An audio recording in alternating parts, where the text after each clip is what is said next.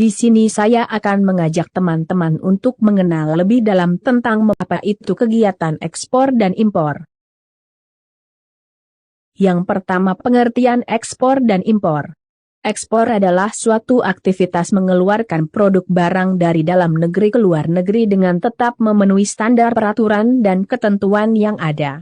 Impor adalah suatu aktivitas memasarkan produk barang dari daerah pabean atau membeli suatu produk barang atau jasa dari negara lain untuk bisa memenuhi kebutuhan dasar dalam negeri. Tujuan dan manfaat ekspor. 1. Menumbuhkan industri dalam negeri. Ekspor adalah suatu aktivitas perdagangan dalam ruang lingkup internasional yang dilakukan untuk memberikan suatu rangsangan atas suatu permintaan dari dalam negeri sehingga mampu melahirkan industri-industri lain yang lebih besar. 2. Mengendalikan harga produk. Kegiatan ekspor pada suatu negara akan membuat negara tersebut mampu memanfaatkan overkapasitas pada suatu produk, sehingga negara tersebut akan mampu mengendalikan harga produk ekspor yang terjadi di negaranya. 3. Menambah devisa negara. Aktivitas ekspor pastinya akan memberikan dampak yang positif untuk perkembangan ekonomi pada suatu negara. Manfaat dari adanya kegiatan ekspor adalah demi membuka peluang pasar baru di luar negeri sebagai upaya menumbuhkan investasi, perluasan pasar domestik serta meningkatkan devisa pada suatu negara. Tujuan dan manfaat impor. Seperti yang sudah dibahas bersama di atas, kegiatan impor memiliki tujuan utama untuk memenuhi kebutuhan dalam negeri. Kegiatan ekspor dan impor ini adalah salah satu bentuk dari komunikasi dan kerjasama pada tiap negara. Paling tidak ada satu hal yang harus membuat negara tersebut membangun hubungan baik dengan negara lain untuk memenuhi segala kebutuhannya, seperti dalam kegiatan perekonomian. Sementara itu, tujuan lain dari adanya aktivitas impor ini adalah demi meningkatkan neraca pembayaran serta mengurangi adanya keluar devisa pada negara lain. Pengertian eksportir.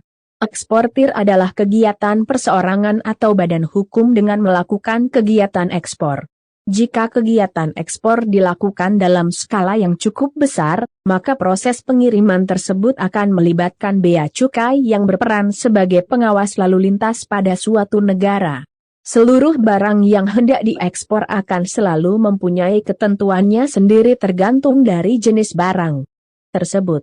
Tidak semua masyarakat atau individu mampu melakukan ekspor karena mereka harus mengikuti beberapa prosedur yang harus diikuti. Kategori produk atau komoditi ekspor.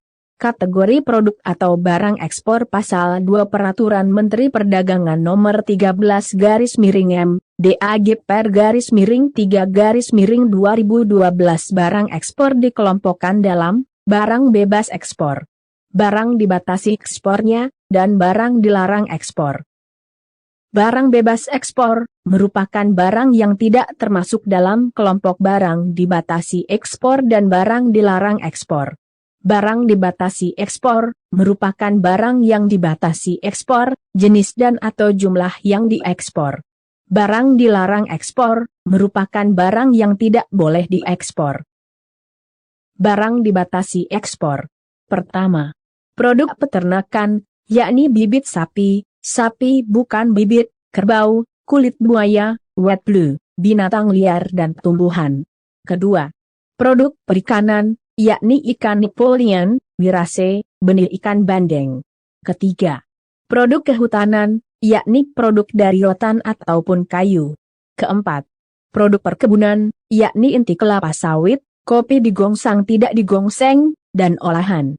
Kelima, produk pertambangan, yakni gas, kokas minyak petroleum, biji logam mulia, perak, emas, intan, timah. Dan yang terakhir, produk industri, yakni sisa dan skrap dari besi, baja stainless, tembaga, kuningan, aluminium, pupuk urea.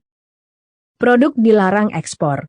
Pertama, produk pertanian, yakni anak ikan dan ikan arwana, benih ikan sidat, ikan hias botia, udang galah ukuran 8 cm dan udang panae dae. Kedua, produk kehutanan, yakni kayu bulat, bahan baku serpih, bantalan kereta api, atau trem dari kayu dan kayu gergajian. Ketiga, produk kelautan, yakni pasir laut. Keempat, produk pertambangan, yakni biji timah dan konsentratnya, abu dan residu yang mengandung arsenik, logam atau senyawanya dan lainnya, terutama yang mengandung timah dan batu mulia. Sekian penjelasan yang bisa saya sampaikan, dan semoga menjadi pembelajaran yang bermanfaat. Terima kasih.